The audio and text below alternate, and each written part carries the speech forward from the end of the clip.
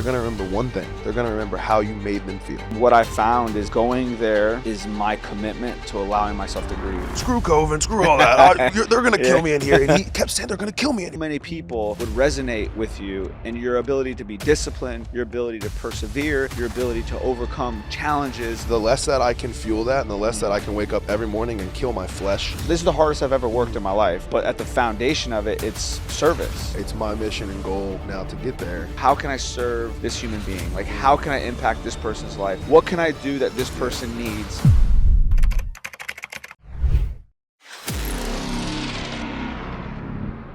Welcome back to the Ryan Zofay Experience with my friend Zeke Pike. Welcome, Zeke, to the Ryan Zofay Experience. There it is. That's awesome. Thanks for having me, brother. I appreciate it. Yeah, man. You know, it's interesting. As I'm sitting here thinking about, like, your accolades and, like, what you've done and like, your God-given abilities, you know what I'm more impressed about, bro, is, like, this new chapter of your life that you're stepping into with, you know, one, you have this unshakable belief in God. And I know that about you. And you, like, really want to make a difference, man. You really want to impact people's lives. And I just think that's so cool, man.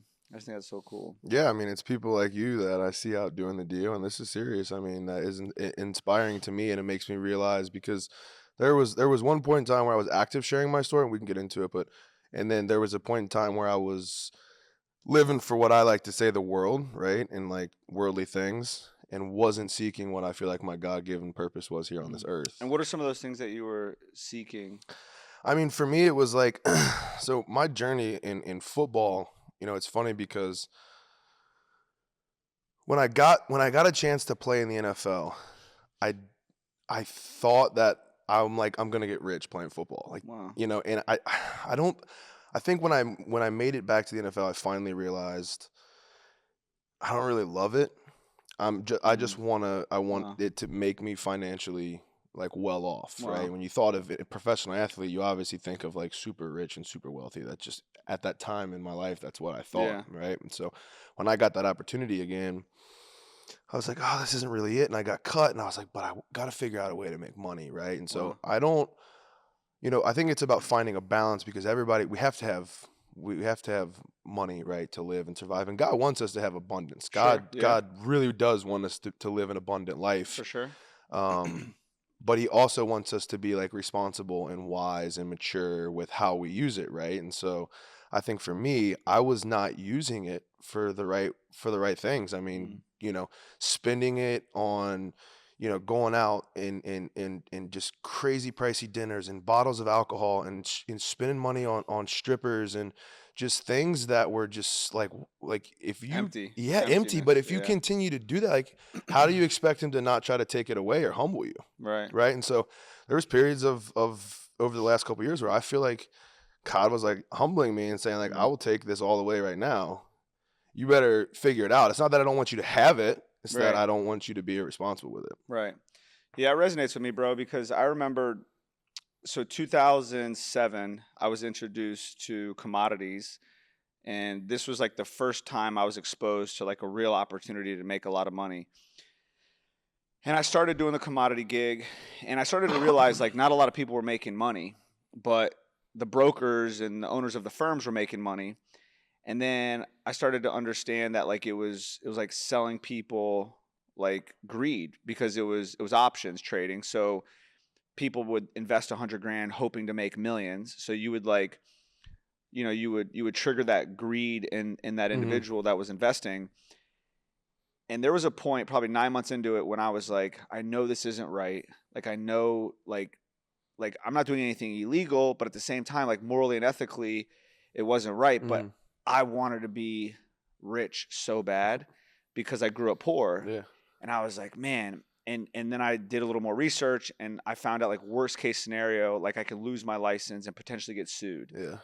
So at that moment, I, like, weighed risk versus reward, and I was like, well, shit, like, I can be a millionaire, and worst case scenario, at some point I'm going to get sued. At some point I'm going to lose my license.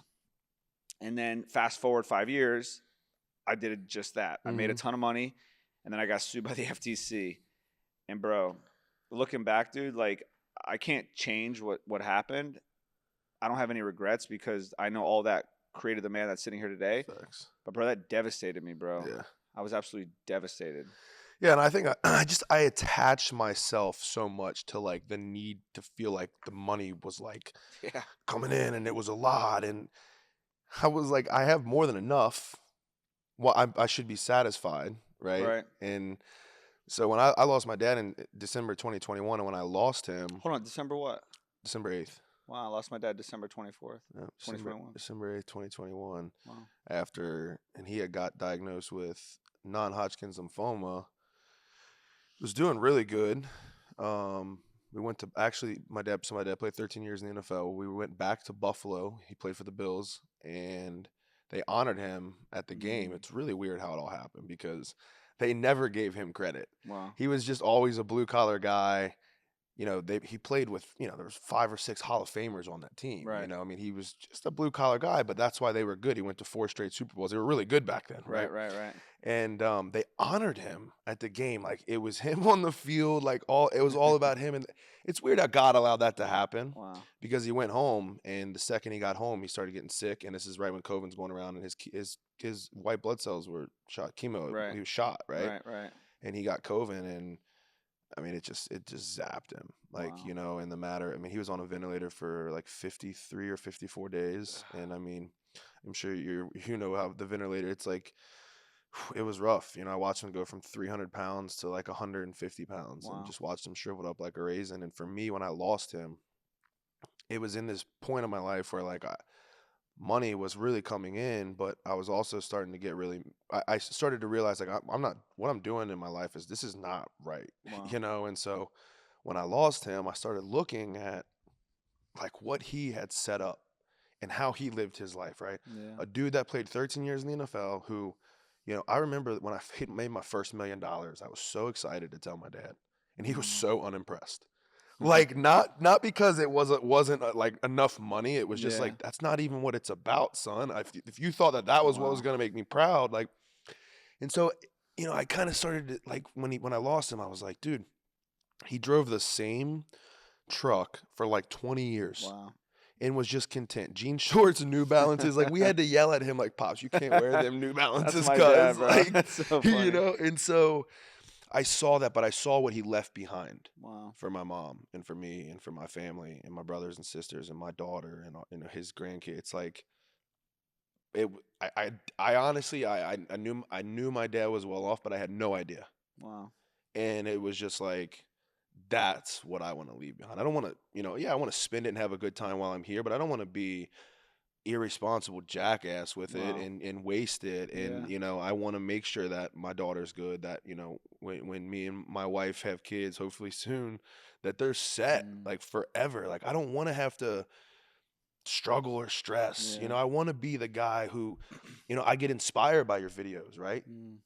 You're blessed, the fact that you have the ability to roll your window down and just chunk out $100 bills. Like, that's because it's not, there at some point in your life, there was a shift where this is not important to me, Wow. and that's where that shift happened, where it's like, that when I die, what am I taking it with me? Wow. Nothing. There's nothing I'm Yeah. taking. My dad didn't take none of it with him, right? Wow.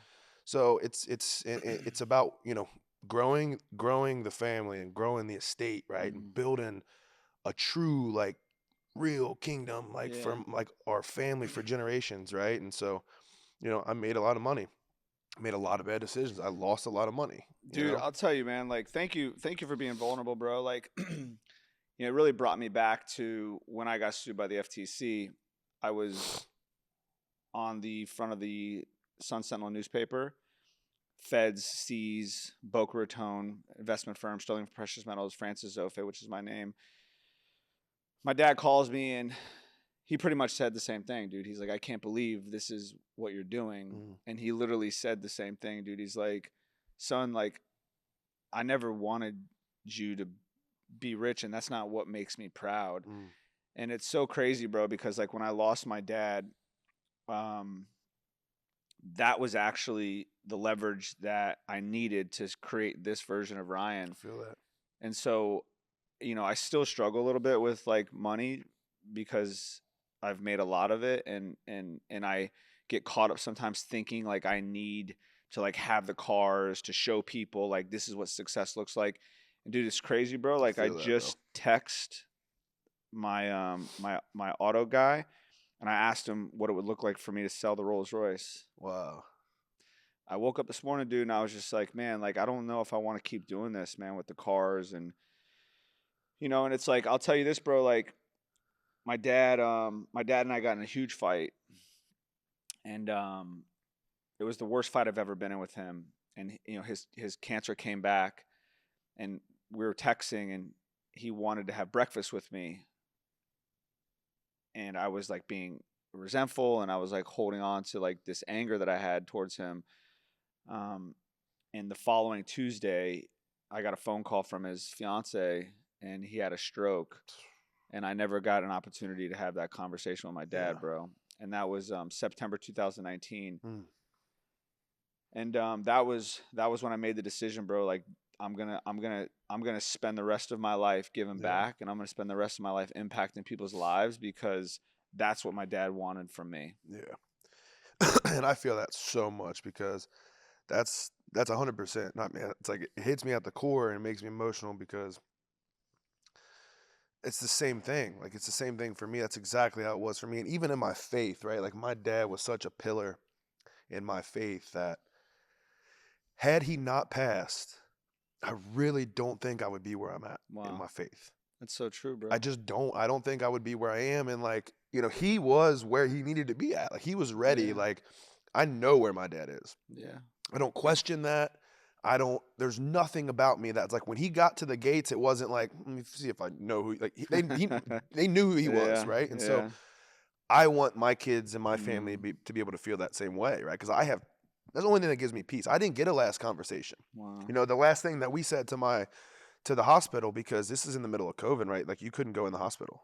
There was one family member Wow. a day for 1 hour a day, and I was in Colombia at our offices in Colombia. This is before we sold our offices over there, and he FaceTimed me, and I knew like I could tell like what's wrong, right? So I've not been feeling well, right? And he had been in the hospital, and he didn't tell me he was in the hospital, but he had just like checked himself out. He was like, I'm Wow. screw COVID, screw all that. They're gonna Yeah. kill me in here, and he kept saying they're gonna kill me in here. They're gonna kill me in Wow. here, and like, He knew better. and then he got to the point where he was like, Sharon, like my mom, like Sharon, you got to take me to the hospital. Like I Wow. can't breathe, right? Like for my dad to say that, like something wasn't right. And He's a so the man's second man. I got home from Colombia, I got on a plane and I flew back, and I didn't get a chance to get to the hospital. My dad was like, Sharon, don't let him put me on a ventilator. Whatever you do, don't let him put me on a ventilator. Don't let them, and at 3, 4 in the morning, put him on a ventilator. And we wake up and my mom's screaming. Wow. And that I didn't get a final conversation. Like it was Wow. nothing. It was, and it's hard, but that's a hard. Mm. But with that being said, is like what he wanted from you. You know what he would have said to you. Yeah. Like if you were having the conversation, you know exactly how Right. he would answer every question you would Yeah. ask him. Like and that's exactly. I know when I'm like, man, what would my dad do? Or my dad. It makes me emotional, right? But it's like I know what he would say to me. Yeah. I know if I'm doing something wrong, I'm like, oh God, like my dad would like. Now he's watching me, right? Now I can't. Like I feel like he was at home Yeah. in Kentucky, and I was here. I could like hide, And right? I I could just get keep away. eyeing you. Now he's like, I'm screwed, bro. And but So this is what he wants of yeah, you. no, And it's this is facts. And so when you said that, it just hit me at the core because that's even in my my life. It's like before I came to Florida, my journey to Florida is crazy because I spent 364 days in the county jail, which is like pretty much as long as you can spend in there, yeah. Like right? And it was I think it's a year and a day with it. yeah, and Yeah. when I actually got an opportunity in there to speak. They were like, "Hey, we want you." The jailer comes up to me and he's like, "Hey, we want you to." And I'm getting ready to get out, and I had to do two programs, two substance abuse programs, Right. inmate-led programs. Craziest thing ever. Think about that, right? Inmates leading a Right, program, right, right. insane. And the only way that I could have an opportunity to get out and not have these felonies on my record, and then before I went back to court, was to complete these programs. So I completed the two 6-month programs, and at the very end, I got an opportunity to go to the local courthouse, and they wanted me to speak, and I was going to share the assembly was a truth and consequences assembly. Right. And I'm like, okay, I guess I've never spoken before. I've never shared my story at this point in time. I never at this point in time had even shared I had been molested publicly Wow. at all, right? And so I go in the courthouse and like I was really excited because the jailer was like, if everything goes well, I'll hit a drive-through on the way back and get you some food. And I was pumped. I hadn't eaten Yeah, food, of like real course. food in I like remember 12, like that. 11 I months. remember those I was so days. excited for that. So I went to the courthouse and I was just so blown away by the ability that I had to just capture the audience. And Right. these kids were just like, and I was so real, so raw, so authentic with them that the second I got out of jail, like the news picked it up and it did really well, right? But when I got out, all the local high schools wanted me to come back. I'm talking like 3 weeks out of jail. Right, They're right, like right. wanting me to come into their public Yeah. school Yeah. to speak. And so I did, and I started doing that. I spoke all over the country, high schools, middle schools, all over the country for like almost 2 years. And I knew that I had to go back to court. And it kept getting kind of pushed back. Our lawyers were, just doing a bunch of different things, whatever. It went on forever. And so I was getting ready to go back, and I was also getting an opportunity. It was a guy named Joel Pinton. He has an organization called Stand for Truth, and they did like local assemblies where they would go Right. into the high schools, they would speak, and then they'd invite them back at night for a concert. And we would partner with these like Christian hip hop artists, and so at night I have a concert, but then we'd share the gospel with them. Yeah, yeah. And I had spoke for him a couple of times, and we were getting ready to sign a contract. And this is like I'm like 23, 24 years old, whatever at the time, and I was getting ready to sign for like 110, $120,000. Pumped. This is incredible, right? Yeah, yeah, yeah. But they were like, let's see, make sure everything goes well at court. And man, I went back to court, and the judge looked at me and he's like, you got two options. You can either go finish the rest of your time, or you can go to treatment. And those are the only two options you have. And I'm like, I'm doing everything. What do you mean? Wow. And even though at the time I thought I was doing everything in my life right, I wasn't. I was still had a lot of trauma in my life that I needed to handle. I still had, the entire, I'm talking about being molested, but every time I talked about it, I reminded myself, but I hadn't really done any therapy to heal Wow. or like, any type of work, deep work on it. And so it started to kind of affect me, and I started to slip into some old behaviors. And so I think God was really doing for me what I couldn't have never Yeah. done for myself. Yeah, God's delays are He was God's delaying. He blessings. was Yeah, delaying. of That's course. exactly what it was. And so at the time I couldn't see it. I'm like, dude, you kidding me? You got treatment? Like I'm literally traveling to schools. Like I'm doing everything right. And at the time I was starting to flirt and starting to test the line a little bit. And it was like, God knew exactly what I needed. And so I was like, I'm not going to go to jail. I'll go to treatment. So that's how I got to Florida. I came down here. It was the first time I did like EMDR.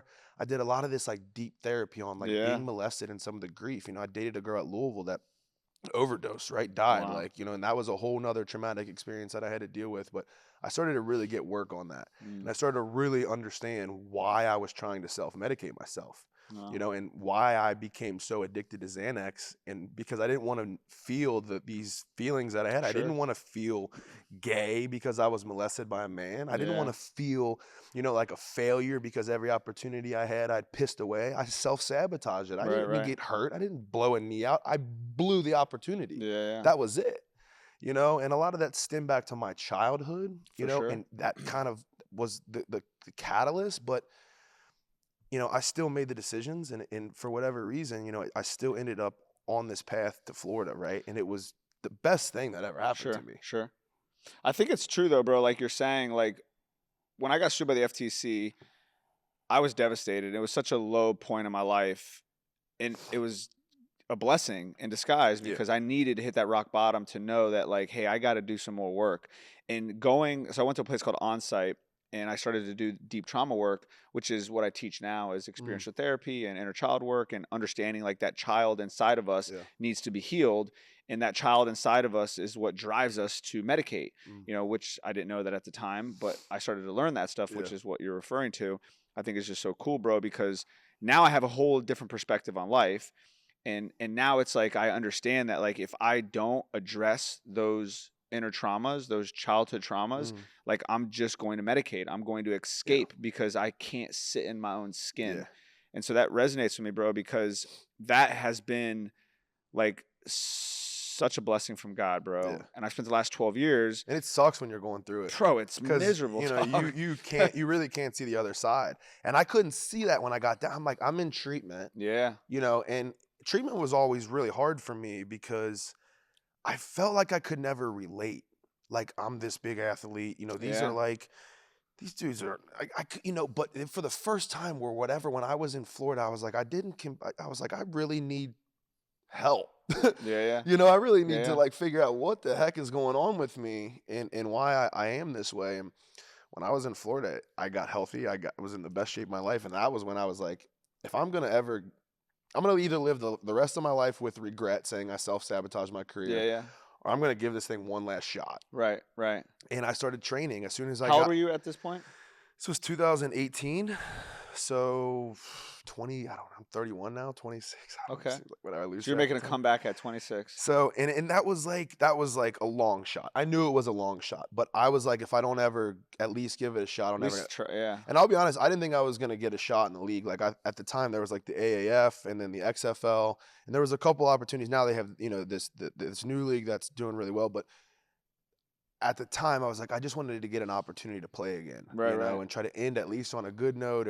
And I got an opportunity after like what was it, like 11 or 12 months of training. Got an agent. I was like, oh man, I don't know if this is gonna work. The Colts called me, and the Colts picked me up, and I Wow. got an opportunity to go to Indianapolis. Funny enough, Indianapolis released me, and the Bills actually picked me up. Really? And it's funny because I went to camp with the Bills, and the Bills were like, we'd love to keep you, but we'll call a spade a spade. You have a lot of red marks next to your name. Wow. This guy doesn't. Sorry, man. You Wow. know? And at that point in time, I was just like, How did that feel it, receiving that news? I'll be honest, it sucked, but at the same time, there was like a part of me that while I was back there, I was like, this isn't it. So there was like a sigh of relief. Yeah, kind of like, Yeah. Dude, it's so true. Like, I know I keep going back to this FTC thing, but like when that shit happened, I was like, thank God it's over. yeah. And to me, it was like, I wanted to see what it was like. And I saw what it was like. And what a lot of people don't realize is like, NFL players specifically, there's a very small amount that really get paid. The Yeah. rest of them, I mean, they're making minimum wage after they take their W-2, they get taxes right out of theirs. Right, So right, like right. half of them are getting half of their salary anyways. Wow. So yeah, then I got cut, and I was like, man, I'm gonna figure out a way to make money, And so that's when I got into e-commerce right pre-pandemic, which was great. But That's when the internet market blew up. it was Right? great. It was great, and the problem with that was just I moved way too fast. I was young. I Dude. moved way too fast. I I started making a little money, and I wanted to moved grow. way too fast, and we Yeah. got so far ahead of ourselves that Yeah. then we had to like slow down, and then it was just a lot of overhead. And we've been able to transition a little bit with that, and it's worked out, but it was also a sigh of relief with how that played out, Right, right. and being able to transition and find a relationship with another company, and we're still kind of can't Are you say still much. in the biz?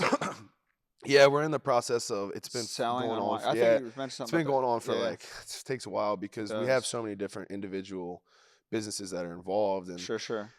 but it's a sigh of relief that we're going through that, and then I've been able to like not really have to focus on that, Yeah. and really I feel like that was like also God like taking this thing that was providing, but was also like leaving me completely unfulfilled Wow. when I woke up and went to bed and so that being kind of playing out the way that it's played out has been such a blessing because it's just been like more understanding of what God wants from me right Yeah. now, and what my purpose And what's is that on this download? earth. What's that message? What do you think God really wants I think from you? I just think he's allowed me to endure so much in my life, right? And he's given me the ability to be a strong mouthpiece in this Right? world. And so this is what I've been telling you with the coaching business.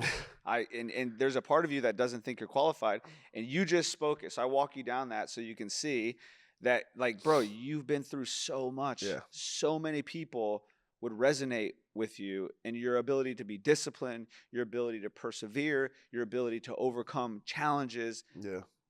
98% of the world doesn't know how to do. Right.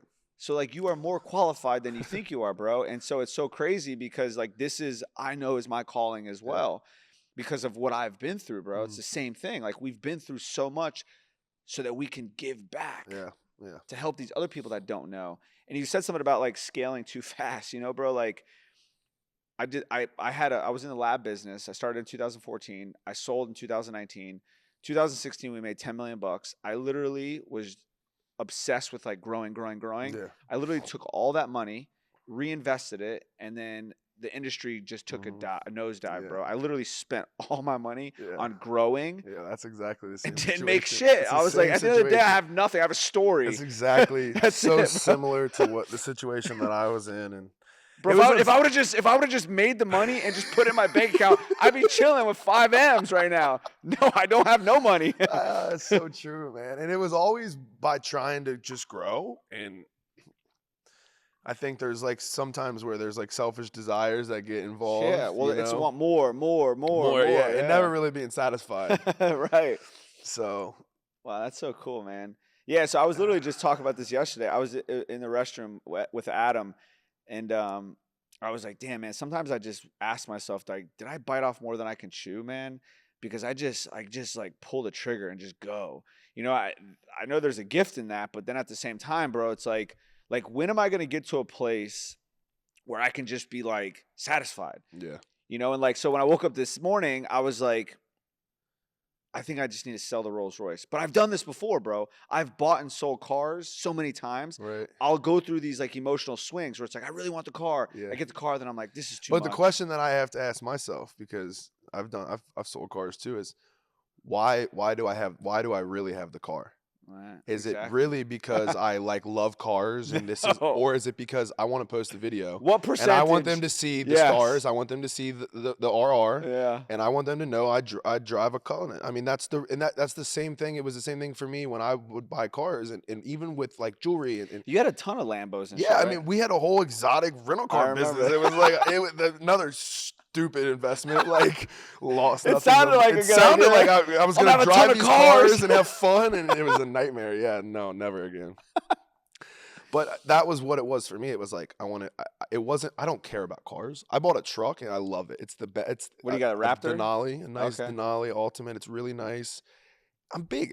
I don't fit in Yeah, bro. Lambos, bro. Well, Like I for don't. whatever reason, dude, I don't know why I never thought you were that tall, but Yeah, today I was like, I don't fit in damn dog, am I Lambos. shrinking? It's if it's like I could fit in a Urus, but like I don't fit in any sports cars anyways. But Yeah.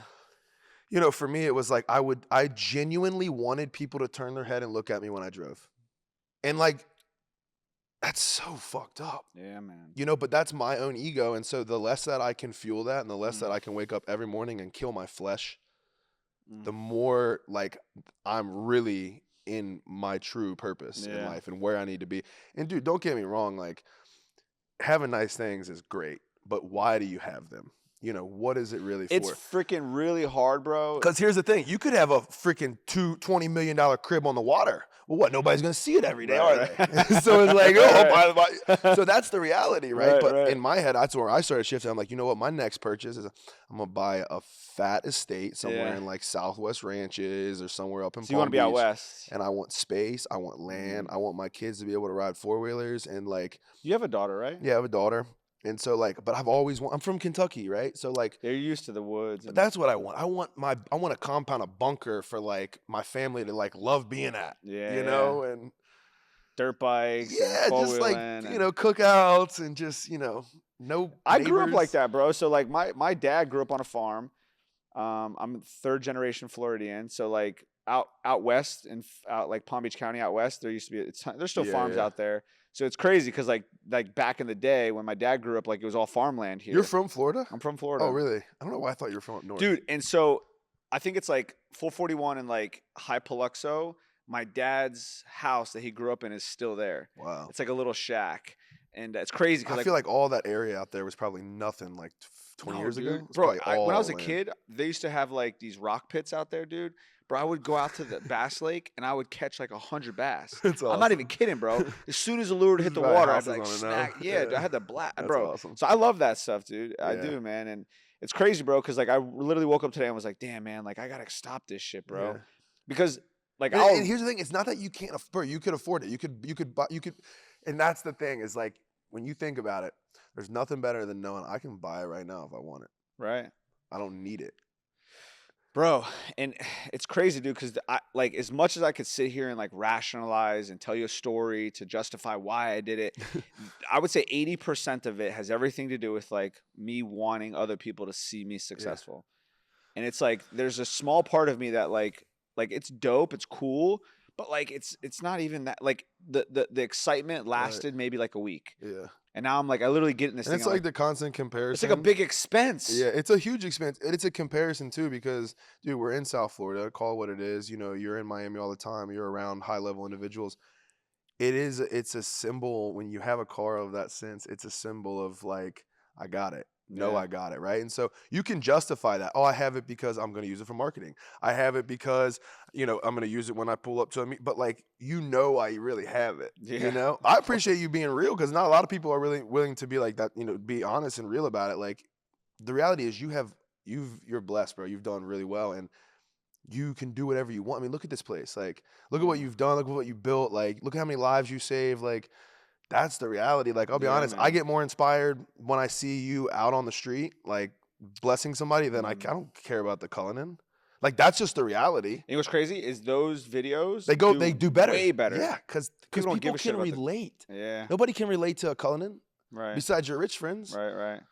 Right. And it's so crazy because the masses is who I want to impact. Mhm. The people that want to make it, that don't believe they can. Right. So like there's a part of me that like is inspired by that. Like, hey, look, like I came from nothing and I have this now. But I don't think that. But how many people can say they've came from nothing and they've exited businesses? They've built and sold businesses. Right. Like, I thought I was going to build and sell, like you said, I didn't make any money off of it. So it's like I really failed. To me, I failed in that business. You know what I mean? Now on to the next one. It's fine, Yeah. but it's lessons learned. But like, you've been able to do that. Like, to me, that's like, wow, the ability, like the leadership ability you have Mm. to be able to do that. And I failed as a leader in my first business. Wow. That's the reality. I failed as a leader. I was a terrible leader. I was an awful leader. And that's me being super critical on myself, but Yeah. that's also me being real too. I could have Yeah. been way better. And so you have to be an incredible leader. That's what I think I admire most about you, is like, Wow. there's Thank no you. other way to build this type of business Right. without having strong leadership. And I've been in treatment. I know Bro. what it's like. Yeah. And so like going to Tony was so instrumental in my. Actually, I'm going to his house tonight. It's crazy. This weekend's his event, so I'll be at his house with him tonight, tomorrow, Sick. Sunday. And August 2018, when I met Tony, was when my entire life Mm. changed because I understood what servant leadership really was, Mm. and I saw how far away I was from that. Mm. And it was like such an aha moment for me because like I realized that like in order for me to get to where I want to be in life, I have to put other people's needs first. Mm. And that is not easy to do, bro, Yeah. because we're selfish We're beings selfish. That's as it exactly is. right. We're That's already exactly selfish right. as it Yeah. is. And so to always put other people Mm. first, put other people's needs first is not easy, bro. No. But once you're able to do it and you compound it, dude, the world pays you back Pays you 100 back, yeah. times, bro. That's so good though, because it's so true. I feel like the more you serve others, less you focus on what's been done to you and like Yeah. why you should not Right. trust or like Well, that's love the or victim mindset, yeah, bro. Like so yeah. many people are like stomping their feet and complaining and bitching. They're not where they want to be in life. Well, you got to stop blaming. Facts. You got to take responsibility at some point in your life because nobody else is going to do it for you. Yep. Once you realize that nobody else is going to get you out of the situation that you're in except you, Mhm. your whole life changes, bro. And that's exactly what happened for me, dude. And like that's the typical place people have relationships is Mm. like selfish. Like it's Mm. all about me. What's in this for me? And then there's like what society deems is like appropriate, which is like equality, which equality is even still a conditional relationship because equality means that we're having an equal relationship. Mm. And if we're having an equal relationship, I'm keeping score and you're keeping score. Right. So as soon as it stops being quote unquote equal, what are we doing? Yeah. Are we withdrawing? Are we frustrated? Are we pissed off? Are we resentful now? So that's a conditional relationship. As soon as you can have a relationship where you're like, yo, how can I serve this human being? Like, how Mm. can I impact this person's life? What can I do that this Yeah. person needs?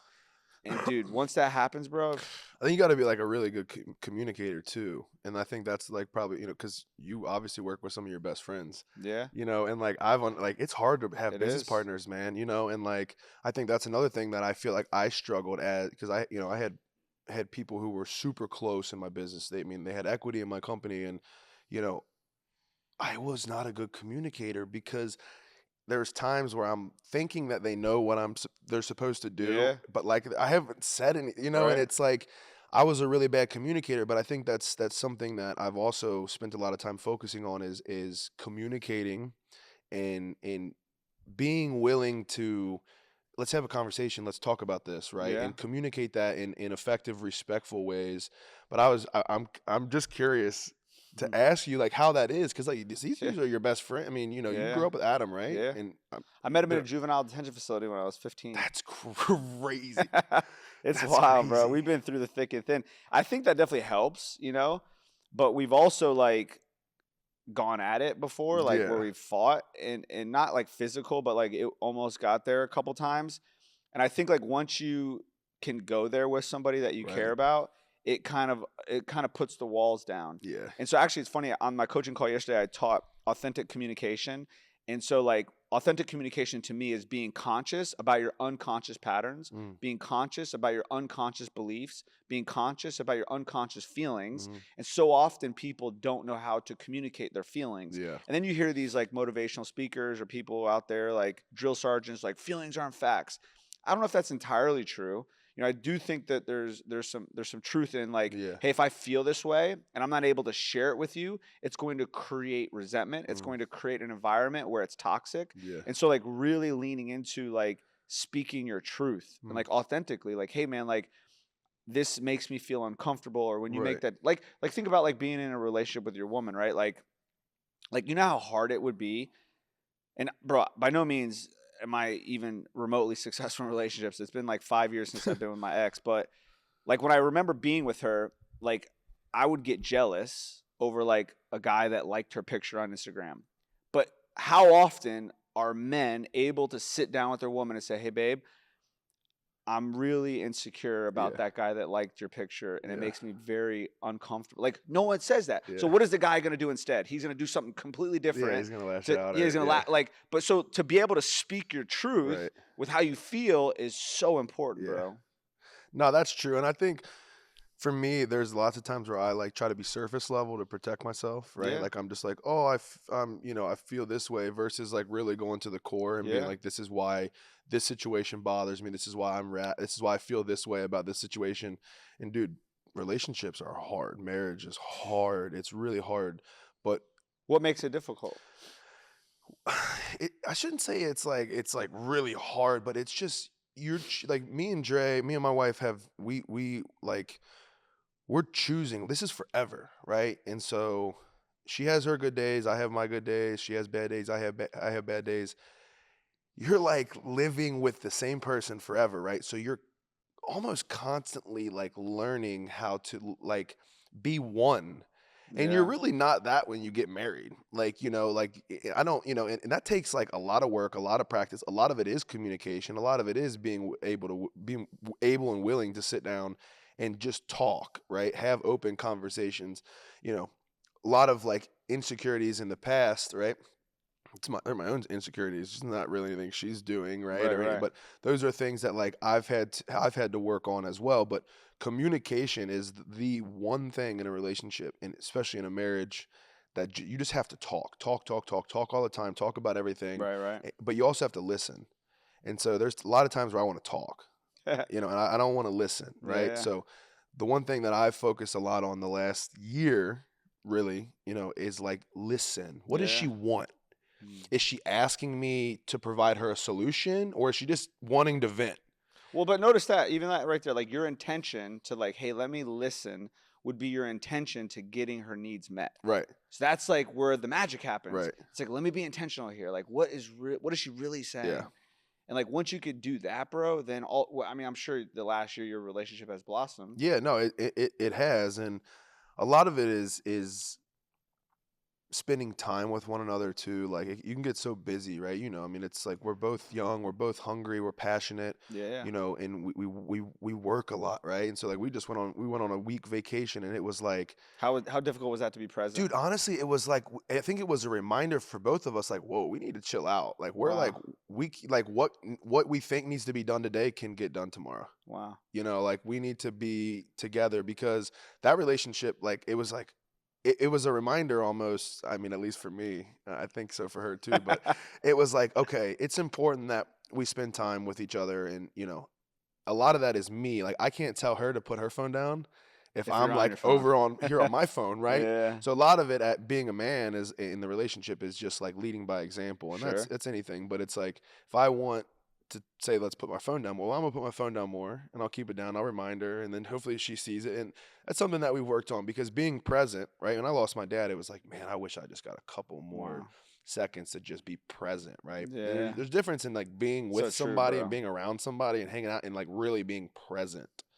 And so I think it's just about and again, there's times in your relationship like she understands I'm busy, I got work, she's got things she's got to do, but there has to be a balance. Yeah. And so Dude, that's your another chick's dope, bro. Do you? I don't know if you know this or not. Or you have to know. Well, maybe it's not in your awareness.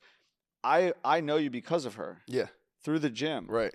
I remember one day where I was talking about something with recovery or something, and she was like, and I could tell she was like having like a bad day, and I was like, hey, what's going on? And I was like, well, give him my number. Like, I'll hmm talk to him. Like, I'd Yeah. love to like build a friendship with him. And then I didn't know you were friends with Sean, and so then I asked Sean about you, and he's like, yo, I know Zeke. He's a Yeah. dope dude. Blah blah Because I blah. came down here, I mean, there was a point in time where I was down here and I was around, and I still hang out with a lot of the guys in the recovery community around here. But again, I'm not as active as I was, Yeah. right? And but I know all those guys, and I'm very like aware of the community, right? And it's like it's important to me. Like that's like saved my life. Like Yeah, me, for like that sure. whole community just showed me like true love and true friendship that like I can never like you can't get that anywhere else, Yeah. bro. I played on teams. You can't get I mean, it's the same connection that you and I have. Yeah. Right? We're on our own journey. Everybody's in their own journey, but like we can relate on that level to a seriousness of pain that we've been Sure. through those What situations. And is? bro, when Dre and you guys talked, like bro, I was falling back. Yeah. Like I was drinking a lot. Wow. And I think this might have been like right after I lost my dad. Wow. Like I think, and like, bro, I was like, I'm done. This is Wow. it, And then I started like, it was little reminders. It was like my dad putting people like you in my life.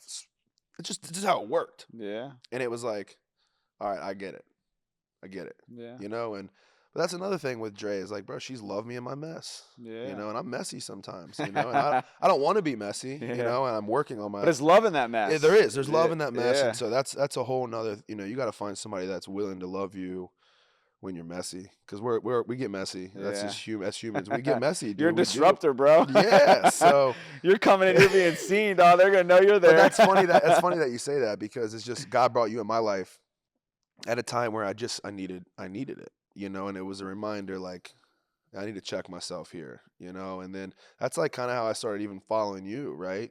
And so your whole journey, I mean, that's been, that's you really, the last couple years you've been gun ho on like, Yeah.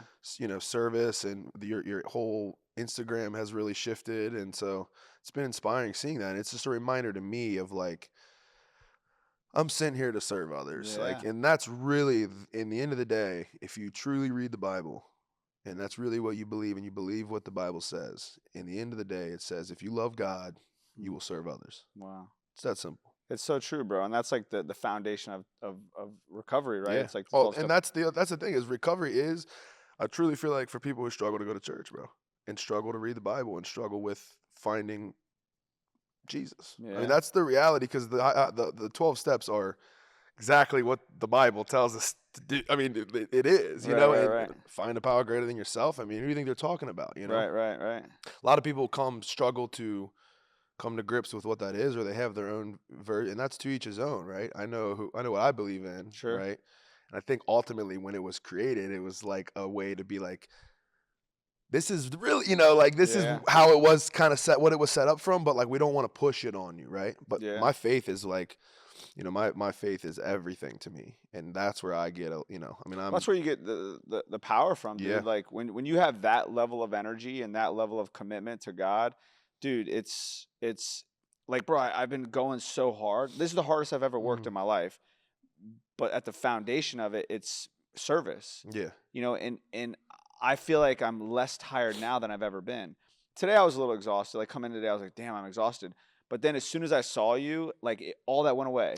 But it's amazing to me because, like, dude, what you're doing so much work and you don't really charge anything. Like, I mean, in terms of come to the events and whatnot, Yeah. like to me, it's like, it's a bigger picture for you, right? And it's Yeah. not about like, because a lot of people are out here like, oh, it's $5,000 to come to the event, and like, you just want people to get in the seats. Yeah. Now, will that change? Yeah, of course it's gonna change. Of course it's gonna, but that just says something, right? Like Mm. it's not like it's not about the money. No. It's not It's about not if it about was the money. about the money, you would have been charging like months ago, Yeah, yeah. like it's not about that. And so for me, that's why it's gonna be blessed, bro. Mm. That's why it's gonna keep growing. You're Yeah. watching it grow. Yeah, it's It wild, grows every bro. single It's time. wild, It's dog. gonna keep Dude, the growing. first with the so March 23rd, 24th, we had the first event here. We had like 75 people in person. There was a handful of people on Zoom. Dude, it was incredible, bro. Like I honestly like God was in the room, dude. It's Like it awesome. was insane, bro. Like the impact and the lives that were shifted, dude. I mean, I want to ask you that because I've seen a shift in your faith too, Yeah. and I'm curious where that came from because I've noticed it over recently, right? You So go. I've been really committed for about 5 years now. Pretty much Hmm. almost every single Sunday It's I've been in amazing. church. It's tough, dude. It's scary, bro, because like Did you grow up around it? so my parents introduced me to a private school called Trinity Christian Okay. Academy in Boynton Beach. I left that school when I was in third grade. A lot of it had to do with like my sister getting sick and my mom, wanting me to like spend time with her before she passed. Mm. So I didn't really go to school much as a child because I spent a lot of time with my sister and my mom. But and I was introduced at that point, and then thank God my some of my childhood friends were really into Jesus Christ, and they went to youth groups, and so I Yeah. was always like there was always Exposed to it. Yeah. exposed, and then there was the addiction side that I was really struggling with, and I would like flip flop, and sometimes Yeah. I'd go, and sometimes I wouldn't. Feel it. Then I got in recovery, and I always had like a belief in God. I just never understood Jesus, like Yeah. I didn't understand it, and sometimes it scares me, bro, because it's like I don't ever feel like I'll ever measure up, Hmm. and it's like scary, bro, because it's like, oh my God, like I like right now I'm sinning right now, But like that's so good that you're aware of that yeah, because that means that you have real conviction. mm, Like that's what that means. That wow, mean like when that it's when you start to do things and you're like, "Oh wow, that would not please God." Like, you know, that's when you start to realize you're really growing cuz I feel the same way, bro. I'm like, if I die right now, I don't think I'm good enough. that's I so really true, don't. bro. And so it's like that's a scary thought to me, right? But that's how you should feel. You should Wow, fear God. You so should. so when they say fear in God like that, so now That's what it means. I understand it to Yeah, that it's like point you should now. have a conviction of like it's the same thing. It's like when you go to watch porn, right? You go to watch porn, the second you're about to go watch it, it's like I probably shouldn't do this. You know it's wrong, Yeah, you know it's wrong, right? So, but you're gonna lay down and do it anyways, right? And then right? then what? You just completely ignored Yeah, what your conviction. So now wow, you're starting to live more in sin versus living more in true conviction. yeah, And so that's a good feeling. We had the same conversation on my podcast because I said the same thing. I'm like, dude, I don't feel like I'm where I need to be with God. And I feel like I'm seeking him in a relationship with him now more than ever. wow. Like ever I feel like I am now. And I still feel like, wow, I'm Dude, nowhere it's near you to so be. it's interesting you said that. It just made me think of it when you just said what you said. I feel like my desire to bring God into the picture has significantly increased because the level of pressure that I'm taking on, dude. Mm, Because now I'm like getting out there on some of the biggest stages. I'm exposing myself, and I'm extremely vulnerable, bro. And like, I know the only way for me to truly impact lives is I have to be driven by God. yeah, he's Like, and got I to be at the know, center. so it's like the more I step out there, the more I get scared, and I'm like, oh shit, I need God. So Yeah. it's like I'm like, all right, I need to like strengthen my faith. But And what's funny is the more that you're willing to just talk about it, the easier it is to yeah, like be open with it.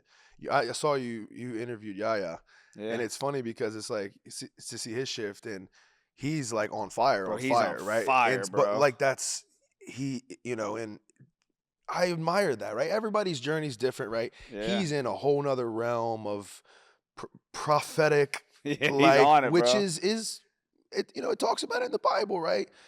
I don't ever judge anybody. He believes in what I believe in, though. He Yeah, believed Jesus died on the cross to save yeah, us for our sin. I love it. I love what he's doing, right? I yeah, love that he's not afraid. right. Like think Be about it. bold, He's right, taking a right. leap of faith and Yeah, completely changing the. He was made. It wasn't that he was lack of making money. He could have gone and sold whatever else he was doing online. He's been successful with that in the right, past, right? right. He's completely changing that, and it's a scary thing to do. It's scary even when to go on stage to want to give credit because you're like, well, what if somebody's like judging me for that, Yeah. right? Or what if they're like not, and then it's gonna like ruin this opportunity? Like, well, then there's something inside of you and there's Yeah. something inside of me that like man, that's like denying my freaking wife. Like, Right. that's like denying Right. my Right. dad. Like, Right. what? Like, come on, that's not Right. how it is, right? And so I think the more bold we're willing to be, the more we're able to feel comfortable talking about it. And that's how I've been, is like, you know what, I'm just going to post about it and talk about it. You know what? Sometimes I am a hypocrite. Yeah. Sometimes I do fall short. And Sure. sometimes I sin. Matter of fact, I sin a lot. But people resonate with that more, bro. Like the imperfect side of us and like Yeah. exposing it, I think is what gives other people permission to like to be normal, bro. Hmm. Because so often like we try to put on these fronts and put on these masks and like this perfectionism just drives us, Yeah. dude. And like for me, it's like when I don't have to put that mask on, it's so much easier, bro. I'm just like, thank God, Yeah. dude. Like I don't have to fake it no more. You know, I think that's kind of what happened to me today, bro. Like I woke up and I was like, man, this fucking car is just like, it's Mm. just too much, dude. Like, cause it It's expensive, it, bro. And it's just like, it just, but like my ego, dude, like when I pull up to the valet, bro, like like people are like taking pictures and like like, I mean, like I can't help but like smile and yeah, shit. Like I'm yeah, cool. yeah. But then I'm like, where'd I just go? Right. Like that pulls me away from like my purpose. It Yeah. pulls me away from like what I'm intending to do. And I have to like course correct, you know? And so Right. like I asked myself, like, how long do I want to keep having to course correct? You know, because like I when I get in the car, I get closer to ego. When I pull up to the valet, I get closer to ego. When I do a post, I'm doing closer to ego. And I'm like, and then I have these moments and I'm like, fuck, man, like, is this really what I want to do? Like, I have to constantly, this is like, Mhm. I already have enough battles as it is. Like, just putting myself in this environment causes another battle. Yeah.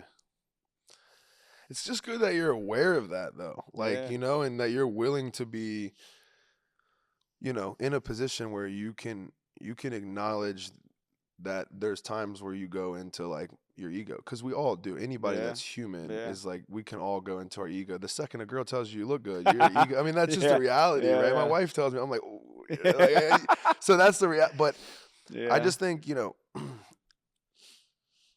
what would be the difference in you pulling up in like a blacked out Escalade or a blacked out Tahoe, and you get out with a nice fit and a $50,000 watch on? Like, is there any different? I don't think so. I mean, well, I mean, there is a difference. I mean, in I terms mean, of yeah, what but people say and what people right, but think. in terms of like when you But go to, no, there's yeah. no difference. But I mean, look, it's these are thoughts that I think are good, and you know, these are things that, like, when I hear you say that, I'm like, man, I love that, because it's like you're still growing, bro, and like I'm still growing. We're all still like, Yeah. that's back to what you said with, you don't feel like you're good enough. Like, you're not supposed to. You're never supposed to feel like you're where you're at. The second you feel like you're where you're at is when you start losing. Yeah. You should always be growing.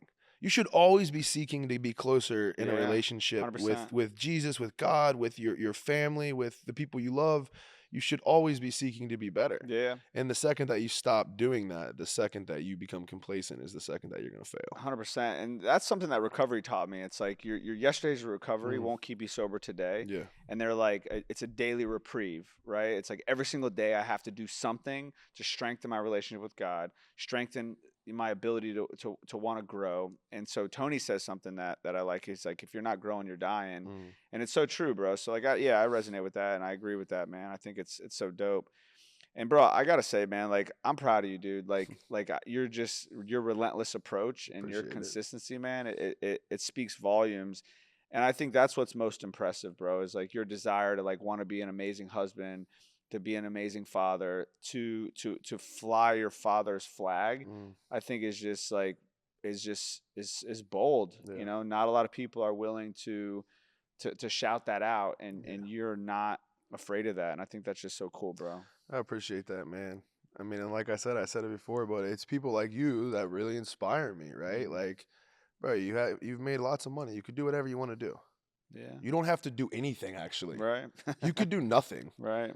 You're choosing to use this time here on earth, Wow. which is short, Mm. to serve others. Like, that's what it's about. Like, I hope that, and it's funny because when my dad died, and I had to plan his funeral, dude. That was like one of the toughest Wow. things I ever did, right? I could not believe the amount of people that showed up to his funeral. Wow. And the reality is when you die, people are not going to remember Mm. what you left behind. They're not going to remember what you made while you were here. They're going to remember one thing. Mm. They're going to remember how you made them feel. Wow. That's it. That's it. That's the only thing you're going to remember is how they made you feel. Wow. For real. And so for me, when I leave this earth, I don't want to be remembered as a multi-billionaire who was a CEO or something. I want to be remembered as a difference maker. Wow. I want people to be like so upset because that dude changed my life forever. Wow. And I've had people who have come in my life just at the right time when I needed them. You're Wow. one of them, Wow. Thank and you for that. it's allowed me to be like, okay, this is a reminder. I got to keep going. Yeah. I can't stop here. Right. I got to keep going. Yeah. So, And your desire to want to grow is definitely inspired and has helped me, man. And it's I'm ashamed to say this, dude. Like I didn't realize like how incredible my father was until he died. yeah. Like I was in so much revenge and so angry because his methods of teaching me growing up were not ideal and they were painful, and I was always like in this victim mindset.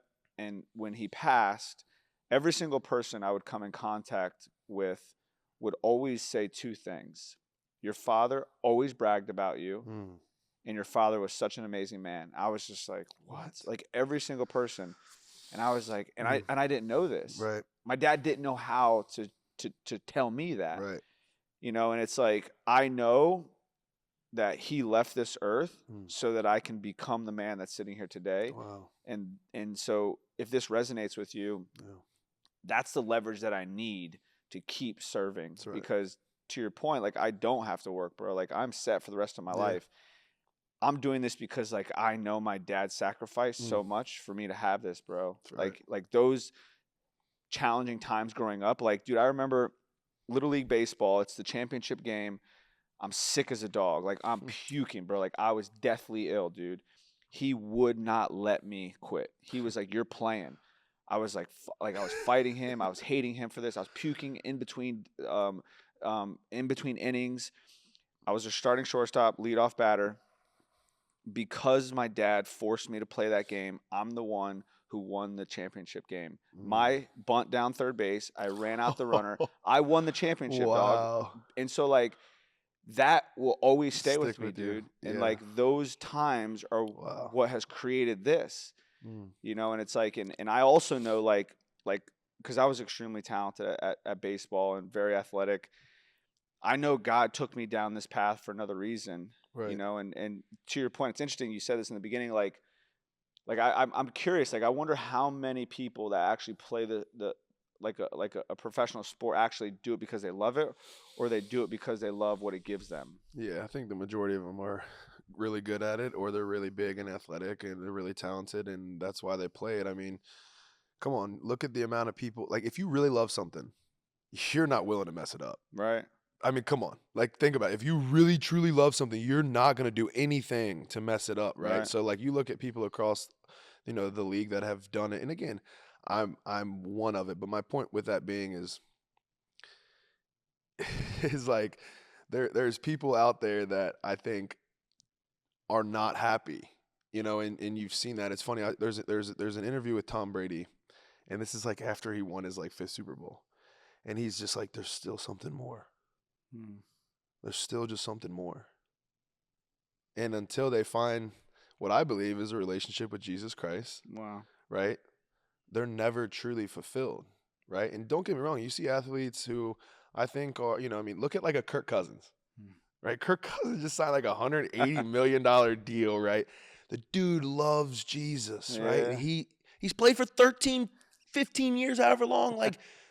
So yes, I do think there's and again, he probably loves the game. He loves it. He loves it. He's not willing to do anything to mess that up, right? And so I think that's, I think there's a lot of people that are unhappy and do it for money. But I mean, think about the amount of girls that are on OnlyFans. I mean, do you think they're all like, "Oh, I love my job"? No, none of them even want to. They don't even want you to know they're on it, right? So, how many people are out there? And I was one of them, right? Who was, I was seeking like the money versus like truly fulfillment and like living my purpose, right? I think that's just why we're sent here, is like to fulfill your purpose. Like, and I think there's a lot of people that don't ever do that. They never do that, right? Like they just go through life and they never fulfill their real purpose that they were created to do. And God can't do it for you. You have to Right. be willing to do the work, you Right. know? So, yeah, I mean, definitely tons of athletes that are probably not, they don't really love the game, Yeah. but they love What the it gives. check. I Yeah. mean, right? But all that fades too. Money goes away, Sure. you can't keep it, right? It's hard to keep it. I got a question for you though, like, because it's something that, like grief, right? Grief's obviously been a huge part of your Yeah. your life. I mean, I don't know how your sister passed, but I know like from that, I'm sure at a young age, like, to then losing your father, like grief's been a hard one for me, bro. Yeah. Hard, like, because it just comes in waves, and it's Yeah. like the last 3 years has just been like, I lost a girl I dated. I've lost friends. There was nothing like losing my dad, man. Yeah. Like that was just hard, and continuing to thrive or do your best to thrive Mm. because there's a lot of people that are grieving. Yeah. I mean, a lot. Everybody. It's a tough thing that I think it's a battle that a lot of people struggle with. And I didn't realize you lost your dad at the same time, but I've also watched you over the last 3 4 years, like keep striving, keep Yeah. moving, keep Yeah. building. And I think a lot of people get stuck on grief. So often, you know, people don't know what to do with it, and it doesn't make sense, Mm-hmm. and it's not supposed to make sense. And what I found is like once I accepted the feelings that were coming up with it, and there's something that I practice I think is so important. When something, a memory, is hysterical, that means it's historical, and that means that it still needs to be addressed. Mm. And so I would just ask, like, how often are you taking time to like allow yourself to grieve? Because if it comes in waves, Yeah. then that means that you haven't taken the time that you necessarily need to address it. Mm. And so like, which is why I do the personal development events, because I've done about 130 events at this point, like participating in those events. And what I found is like going there is my commitment to allowing myself to grieve, Mm. because the work that's being done there, the inner child work, the experiential work that's being done there, calls me to address something that I don't want to face. And so that's what grief is, in my opinion, is an emotion that is there that you don't want to face. Mm. And as soon as you're like, okay, like it's there, it's not going anywhere, I have to face it. And as soon as you face it, it's going to hurt, it's going to be painful, it's going to be scary, it's not going to make sense. But then the more you do that, it's like a strengthening a muscle. Mm. It's that emotional muscle. And the more you go there and visit, all of a sudden you will empty the tank. Mm. And eventually it's just wisdom, Yeah. which is what I have now with my dad. Like it took me a lot of time, bro, to go and just address that. And I realized that, like, okay, like this isn't going away. Like I can't just pretend like it's not Right. there. Right. I can't just want it to go away. Like you have to address it. Yeah. You have to go see that little boy that's inside of you and be like, hey man, what's going on? And Right. just let him cry. Yeah. Yeah, it's a battle, man. Grief is, and I feel like I've definitely gotten to a point where I'm in like a way better place, you know. Yeah. But it's just like I there's just there, I can think of him, I can talk about him, and I can cry in a second, Yeah. and it's like, do you ever really get over it? But the tears that you're crying could have a different meaning. I think that's the point. Like when I share my father's story, and I tear up, I cry, Yeah, but it's the meaning I give it is different. yeah. Like is the meaning that's coming up for you is like regret? Is it like No, I think it's just like I miss him. Yeah. That's it. Yeah. More than anything, right? Like, but then it's like when when we get to heaven, Mm, will it all make sense? mm, You know? And that's what I believe. I believe like, and that's where I've had to get to is like, the more it will never make sense mm. on here in this life on earth. Right. It never will. There's never any sense that can be made of it. And so that's why it's like, I want to be exactly where I need to be with God Yeah. because I want a chance to see where he is, Sure. and then I'll be able to understand it all, right? Like Yeah. understand why it all why. You know, when you get up there, you're like, oh wow, surely this place has to be way better than where we're living in. You know, Yeah. because when you think about like heaven and hell, right? Like hell is essentially like completely disconnected from God, like no God. Sure. Like that's scary. That's a crazy thought of like what our world would be like with just no, like just completely disconnected, no Right. God, no Right. nothing. Like that's scary, right? So I just the more I've come to like have peace in my grief with my dad is just like I know where he is. It's my mission and goal now to get there, and then hopefully it all makes sense because I think Is there's your a lot of greatest things that don't. desire to make your dad proud? 1,000%, Yeah. and it's more because like I was so proud of him, like he was an all American dad, husband, Wow. father, business owner, com, member of the community, like perfect, and so yeah, it's to make him proud, but it's like I want to be more like him Mhm. because I know the impact he had, right? Yeah. And so a lot of me back to what you said, a lot of it is like his passing is a reminder because when I was speaking prior to coming to Florida, he was like my booking manager. Like it was we were like road dogs, yo. We were like and it was just so fun. It was such a fun time. But he was always my like same thing, my biggest fan and my biggest supporter. And so when you talk about the coaching business and some of the next steps, a lot of it has been with fear of like he's not here. Right. That was my guy that like not that he would have done anything now at the point of I am in my life that I can't do it myself, but Yeah. it's that need now to continue to remind myself he is with me. Yeah. He is He is with for me. sure. We got this. So I was just curious because grief has been a big battle of mine, and when you talk about I talked about surface level, right? On Yeah. the surface level, it's like, oh, I'm sad, I'm upset. Like, no, at the core, it's like grief.